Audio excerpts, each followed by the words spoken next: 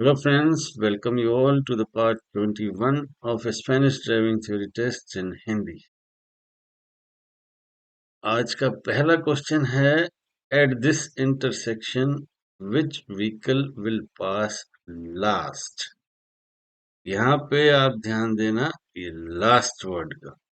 If the red vehicle turns left, अगर red vehicle left turn हो रहा है तो कौन सा व्हीकल लास्ट में पास होगा? ए ऑप्शन है ग्रीन, बी है रेड और सी है ब्लू। तो चलिए देखते हैं पिक्चर को थोड़ा एनलार्ज करके। अब यहाँ पे ये पूछ कह रहे हैं हमारे को कि लेफ्ट जो टर्न होगा वो रेड व्हीकल टर्न होगा, लेकिन जो डेंजर साइन है वो है इंटरसेक्शन का, इंटरसेक्शन विथ प्रायोरिटी। तो ये जो डेंजर साइन है ये किराया किसको प्रायोरिटी दे रहा है? ये प्रायोरिटी दे रहा है ब्लू व्हीकल को, यानी कि इस इंटरसेक्शन पे ब्लू व्हीकल सबसे पहले निकलेगा। उसके बाद ब्लू व्हीकल के राइट पे आता है ग्रीन, तो सेकंड नंबर पे जाएगा ग्रीन। तो मतलब हुआ कि लास्ट में जाएगा रेड व्हीकल। तो आंसर हुआ B, the red vehicle will go in the last. Next है, what lateral separation should we maintain when we overtaking a bicycle in a town? Bicycle या पेडेस्ट्रियन इनको जब भी हम ओवरटेक करते हैं तो कितना लेटरल यानी साइड से डिस्टेंस मेंटेन करना चाहिए? एक मिनिमम डिस्टेंस तय किया हुआ है डीजीटी ने, तो वो आपकी नॉलेज में होगा। ये होता है लेटरल डिस्टेंस, इसको कहते हैं। जब जैसे ये कार साइकिलिस्ट को ओवरटेक कर रही है तो ये इतना डिस्टेंस होता है, लेकिन ये कितना होता है? ये होता है 1.5 मीटर, जो आपको हमेशा मेंटेन करना है अगर आप साइकिलिस्ट या पेडेस्ट्रियन को ओवरटेक कर रहे हैं। तो आंसर है ए, 1.5 मीटर्स मिनिमम। नेक्स्ट है, what will be the maximum blood alcohol level during the 2 years following obtaining the first driving license? जब आपको पहला लाइसेंस हाथ में मिलता है तो पहले 2 साल तक आपको अल्कोहल लेवल का लिमिट कितना है अलाउ? अब यहाँ पूछा जा रहा है ब्लड में, तो आप एक चीज ध्यान रखिएगा, ब्लड में जो होता है हमेशा ग्राम्स में कैलकुलेट होता है और एयर में मिलीग्राम्स में। दूसरी चीज मैं आपको एक चीज और क्लियर करना चाहता हूँ कि सिर्फ दो चीजों को याद रखना है आपको, 0.5 ग्राम्स और 0.3 ग्राम्स ब्लड के केस। जो नीचे वाला ऑप्शन है सी, 0.25 ग्राम्स, आप उसको क्लियर कट हटा सकते हैं। सिर्फ ध्यान रखिए 0.5 ग्राम और 0.3 ग्राम।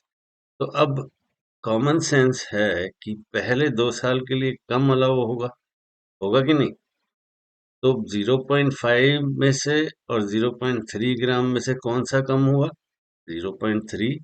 तो ऑप्शन बी जो है वो इस क्वेश्चन का सही आंसर है। जो पहले 2 साल के लिए जो परमिटेड अल्कोहल लेवल है वो है 0.3 grams of alcohol per litre of blood. Next है, to drive safely the minimum depth of the tread roofs on tyres must be. अब ये जो टायर आप देख रहे हैं, जैसे सिक्का डाल के कैलकुलेट किया जा रहा है इसके ऊपर, ये डेप्थ मापी जा रही है, यानी कि गहराई जो ट्रेड है, ट्रेड की ग्रूव्स हैं उसकी गहराई को मेजर किया जा रहा है। ये तरीका है मेजर करने का कि किस तरह से गहराई को नापा जाए कि टायर की ट्रेड की डेप्थ सही है या नहीं है, लेकिन वो कितनी होनी चाहिए मिनिमम? तो आंसर है 1.6 मिलीमीटर। उससे कम पे हमें टायर चेंज कर देना चाहिए। तो जो ए ऑप्शन है वो इस क्वेश्चन का सबसे सही आंसर है। नेक्स्ट है, what vehicles are affected by the 60 kilometre per hour maximum speed sign. अब ये साइन आपको यहाँ दिख रहा है, रोड के ऊपर मार्क किया हुआ है। ये रोड मार्किंग है, लेकिन ये किसके ऊपर इफेक्ट करती है? करेगी तो व्हीकल्स के ऊपर ही, लेकिन कौन सी व्हीकल्स के ऊपर इफेक्ट करेगी? क्या सारी व्हीकल्स के ऊपर जो रोड पे ट्रेवल कर रही हैं, या फिर सिर्फ वही व्हीकल जो इस लेन में ट्रेवल कर रही?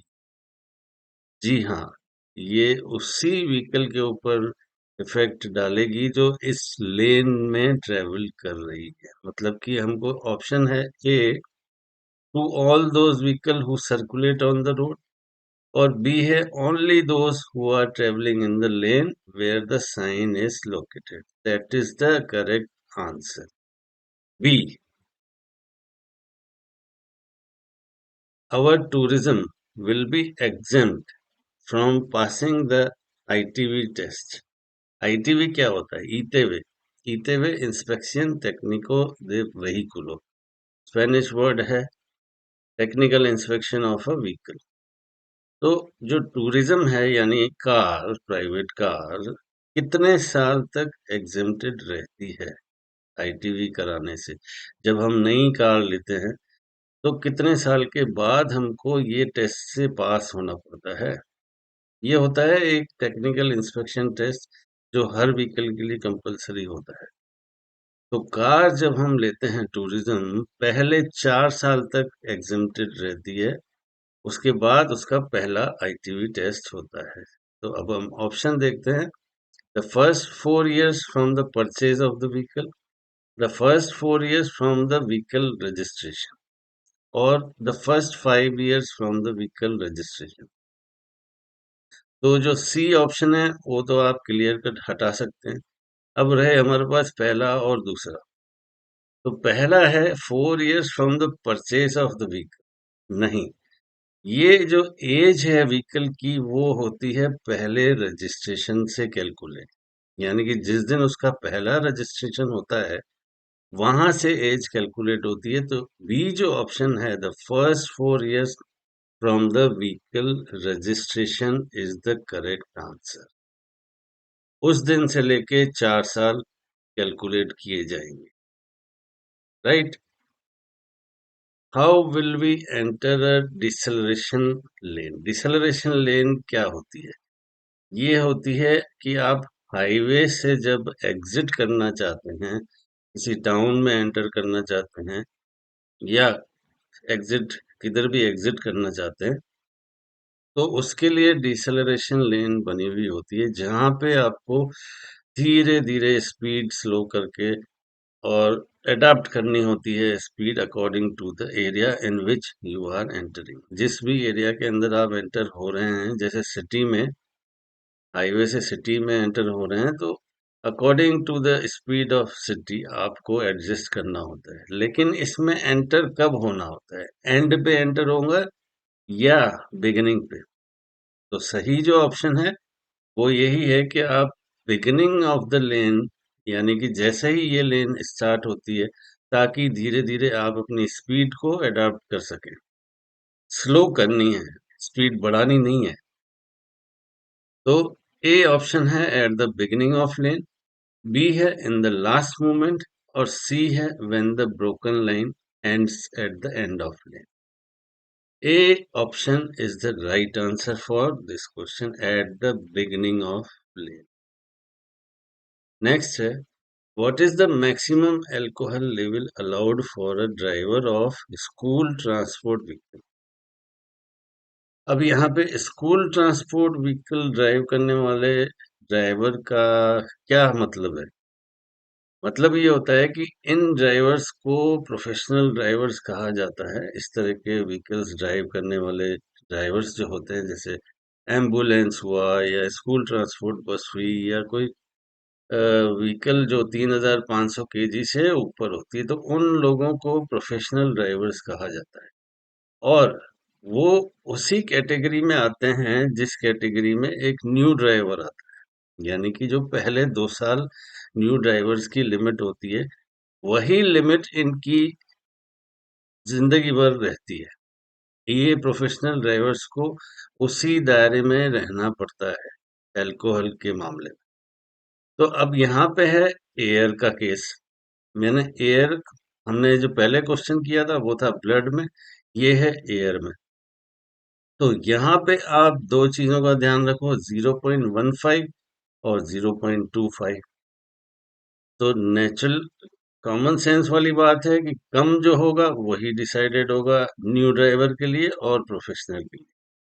तो 0.25 और 15 में कम जो है वो 15 मिलीग्राम, और ये होता है मिलीग्राम में। एयर के अंदर मिलीग्राम ध्यान रखना आप। ब्लड में ग्राम, एयर में मिलीग्राम। ब्लड में 0.5 और 0.3, यहाँ पे 0.15 और 0.25। तो यहाँ जो ऑप्शन है ए, 0.15 milligram per liter of exhaled air is the right answer. Next, smoking while driving. क्या होता है अगर आप ड्राइव करते हुए स्मोक करते हैं तो? जी हाँ, प्रोहिबिशन नहीं है, लेकिन एडवाइजेबल भी नहीं है। आपको सजेस्ट ये किया जाता है कि आप स्मोक ना करें अगर आप ड्राइव कर रहे हैं। क्यों? क्योंकि ये एक तरह का डिस्ट्रैक्शन है। आपका माइंड, आपका जो लेवल ऑफ अटेंशन है ड्राइविंग से, वो रिड्यूस हो सकता है, कम हो सकता है। तो ये इसलिए प्रोहिबिटेड, मतलब प्रोहिबिटेड तो नहीं है, नॉट एडवाइजेबल, एडवाइजेबल भी नहीं है। तो जो ए ऑप्शन है, provide peace of mind, peace of mind आपको देता होगा, लगता होगा, लेकिन एक्चुअली नहीं होता है। बी है इज प्रोहिबिटेड, प्रोहिबिटेड भी नहीं है। तो सी जो है, इट में decrease the level of attention, ये इस क्वेश्चन का सही आंसर है कि आपका लेवल ऑफ अटेंशन जो ड्राइविंग का है उसको रिड्यूस यानी डिक्रीज कर सकता है। C is the right answer for this question. Next है, under the effects of heat it is possible that, क्या इफेक्ट हो सकते हैं हीट के? गर्मी अगर बहुत ज्यादा है और आप ड्राइव कर रहे हैं तो आपके ऊपर उसका क्या असर होता है? ए है increase reaction time and decrease aggression. B है increase reaction time and aggressiveness. C है decrease reaction time and increase aggressiveness.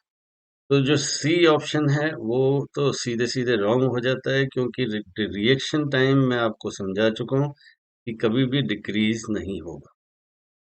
जो ए है रिएक्शन टाइम इंक्रीज, वो करेक्ट है, लेकिन अग्रेशन डिक्रीज नहीं होगा, वो भी बढ़ेगा। आपकी थकान बढ़ती है, आपका रिएक्शन टाइम बढ़ता है और आपका चिड़चिड़ापन, एग्रेसिवनेस, आप इरिटेट होना शुरू हो जाते हैं। तो जो बी ऑप्शन है वो इस क्वेश्चन का सही आंसर है, increase reaction time and aggressiveness. So that's all for this part 21. Let's catch up more in the next one.